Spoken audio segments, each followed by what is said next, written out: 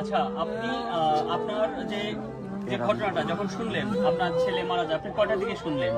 আমি একটা সাড়ে আটটার দিকে শুনছি। আপনার পরিচয় হলো আপনি দীপুর বাবা, আপনার কি নাম? রবিলাল। রবিলাল। চন্দ্র দাস। আচ্ছা, রবিলাল চন্দ্র দাস। আপনি মারা গেল 8টার দিকে শুনলেন, আর তার যে সমস্যা শুনলেন 7টার দিকে। এই 1 ঘন্টার মধ্যে এই ঘটনাগুলো ঘটে গেছে। আচ্ছা, তো এই যে পুরো বিষয়টা এই আনার পরে, ওই যে মারা যাওয়ার পরে ওখান থেকে লাস্ট কে নিয়ে আসছিল? আমি গেছি। আপনি গেছিলেন। আপনার নাম কি? আমার সুনীল চন্দ্র দাস। আপনি কি হন তার? আমি গেলাম।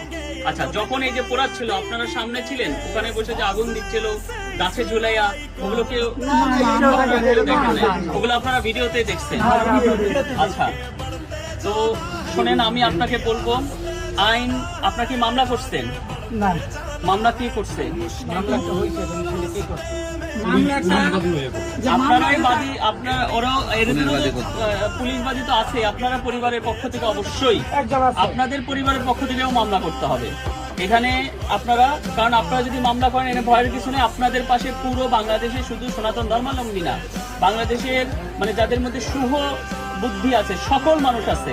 আপনার ভয় পাওয়ার কিছু নাই। এবং আপনাদের আমরা এইটুকু আপনাদের কথা দিতে পারি যে আপনাদের এই পরিবারের বা এই যে এর যে বাচ্চা, ছোট্ট একটা বাচ্চা, কয় বছর বয়সে? 1.5 বছরের বাচ্চা।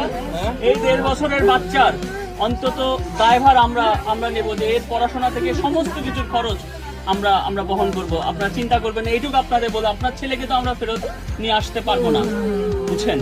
কিন্তু সে যে এই যে উগ্রবাদীদের নৃশংসতায় যেভাবে মারা গেছে, আমি মনে করি যে এটা বাংলাদেশের একটা লজ্জা পুরো দেশের, এবং যারা হয়েছে তাদের দৃষ্টান্তমূলক আমরা শাস্তি আমরা চাই। তো আপনার সাথে সর্বশেষ আপনার ছেলের কতদিন আগে দেখা হয়েছে? কি বলছে আপনার সর্বশেষ? আচ্ছা আচ্ছা,